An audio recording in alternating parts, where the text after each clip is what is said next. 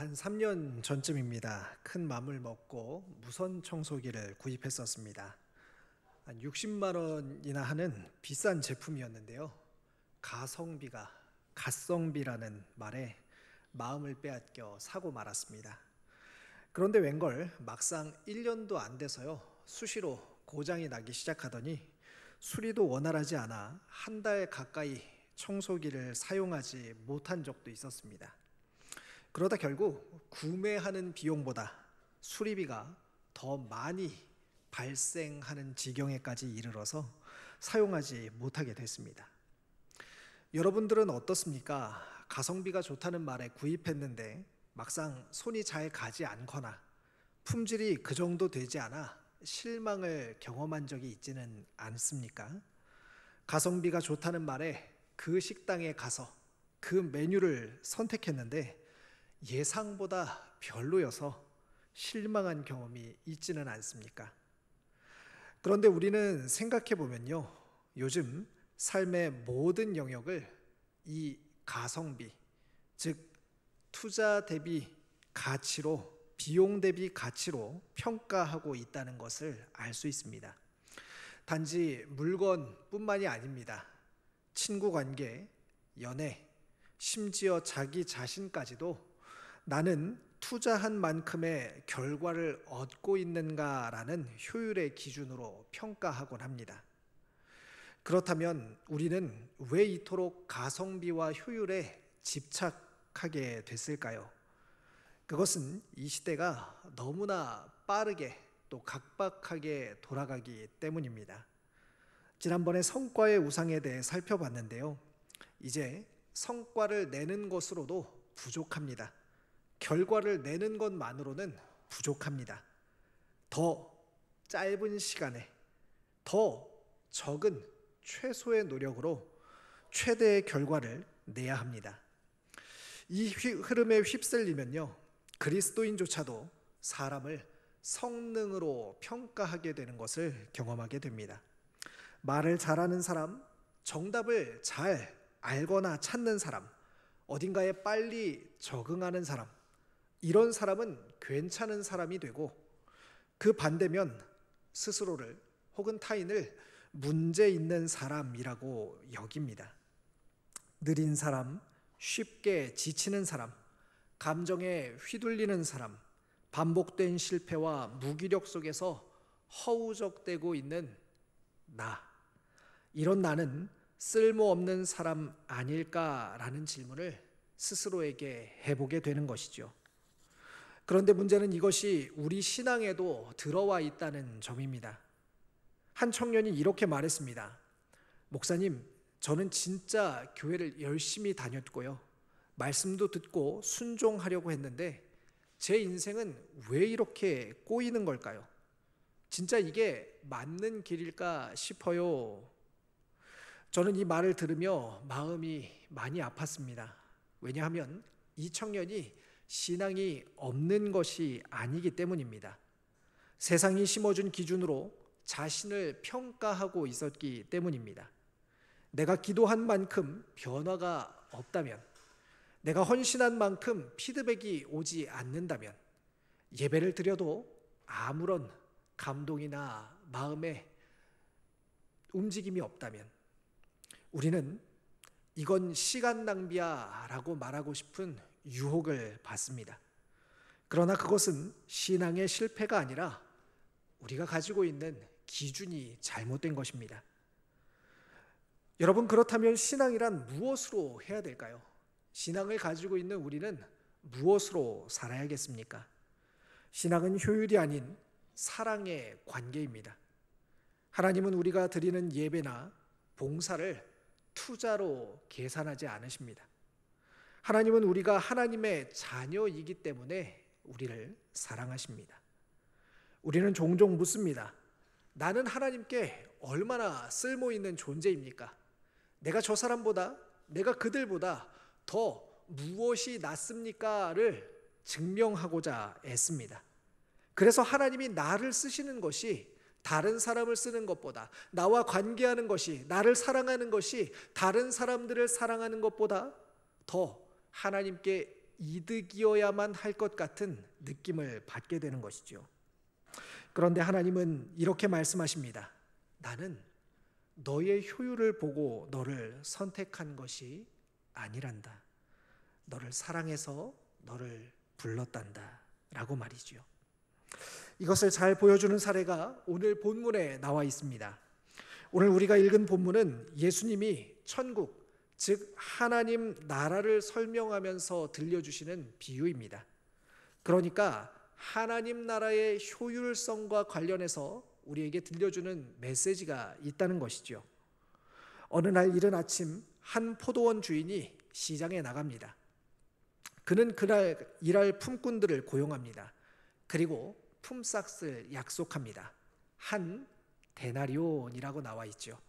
이것은 당시 일용직 노동자에게 지급되는 정당한 하루치의 임금이었습니다.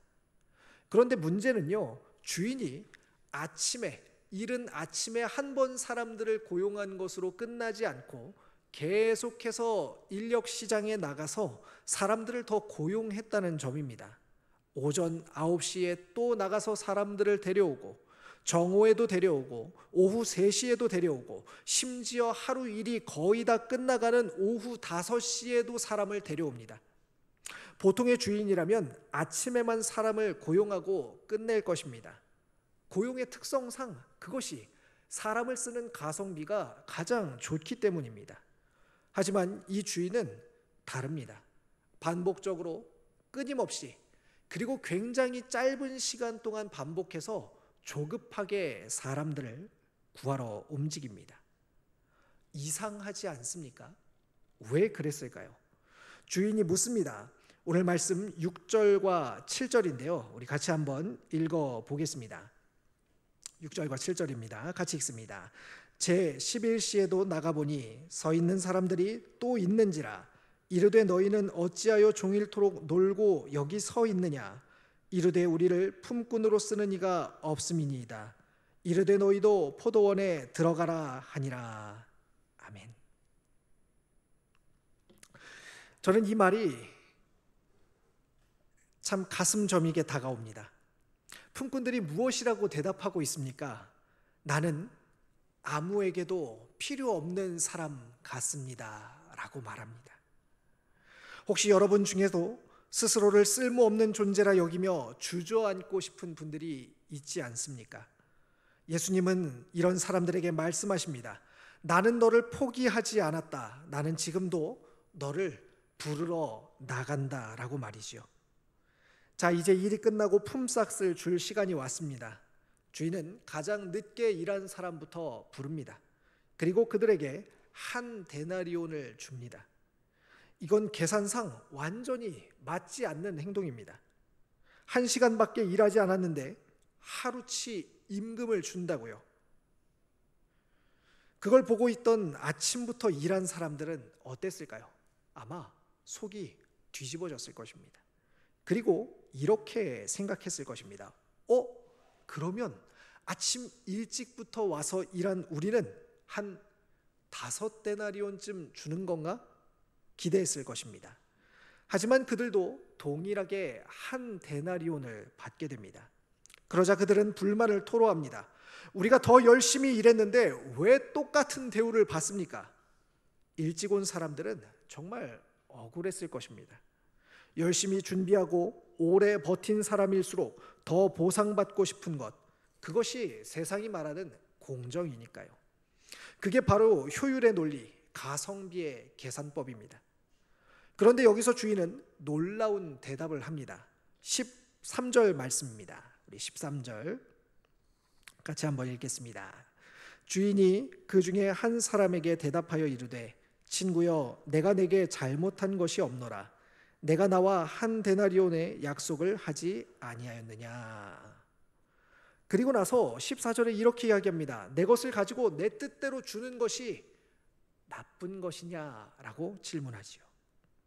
여기서 예수님이 말씀하시는 것은 간단합니다. 하나님의 나라는 효율이 아니라 은혜로 움직인다는 것입니다. 그런데 이것이요, 우리의 마음을 별로 시원하게 해주지 않습니다.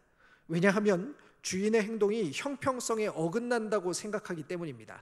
자꾸 무언가 손해보는 느낌이 우리 안에 있다는 것이죠.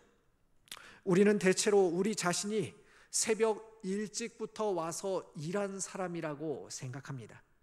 그래서 늦게 온 사람이 받은 대우를 부당하게 느낍니다. 그런데요, 우리는 사실 어쩌면 오후 5시에 겨우겨우 온 사람들이 아닐까요? 우리야말로 시험, 관계, 감정, 신앙, 때때로 이런 것들이 다 버거워서 도망치고 싶고 나 자신도 이해되지 않는 상황 속에서 그래도 내가 여기까지 온 것은 하나님이 나를 무언가 부르셨기 때문은 아닐까, 하나님이 나를 붙들고 계셔서이지는 않을까 하는 그런 고백을 간신히 붙들고 사는 순간이 우리 모두에게 있다는 겁니다. 여기서 우리는 하나님 나라에서 가장 가성비가 나쁜 사건 하나를 생각해 볼 필요가 있습니다. 바로 예수님의 십자가 사건입니다. 아무 죄 없는 분인 예수님께서 죄인인 우리를 위해 가장 비참한 방법으로 아무런 대가와 조건 없이 죽으셨습니다. 이것을 무엇으로, 어떤 논리로 설명할 수 있을까요? 이것은 사랑이 아니고서는 설명할 수 없습니다. 이것은 은혜의 계산법이 아니면 도저히 납득할 수 없습니다. 하지만 이런 비효율의 사랑이 오늘 우리를 다시 살립니다. 수천 년이 지나도 그 은혜는 살아있고 그 희생은 여전히 어떤 효율로도 따라잡을 수 없는 역사를 보여주고 있습니다. 이게 하나님의 방식이죠. 사랑하는 청년 여러분, 지금 혹시 무기력 속에 예배를 드리고 있는 분들, 신앙이 감동 없이 반복되는 것처럼 느껴지는 분들, 기도해도 하나님이 응답하지 않는 것 같아 낙심된 분들이 있다면 오늘 이 말씀을 다시 한번 붙드시기 바랍니다. 신앙은 효율의 싸움이 아니라 하나님 앞에 계속해서 서 있는 것, 그 은혜로 하는 것입니다. 자, 그렇다면 오늘 말씀을 우리의 삶에 어떻게 적용해 볼 수 있을까요? 첫 번째로는요, 받은 은혜에 집중하는 것입니다. 신앙을 가성비로 계산하지 말고 하나님이 내게 이미 부어주신 은혜에 집중해야 합니다. 신앙은 투자 대비 무엇인가를 얻는 일종의 사업과 같은 것이 아닙니다.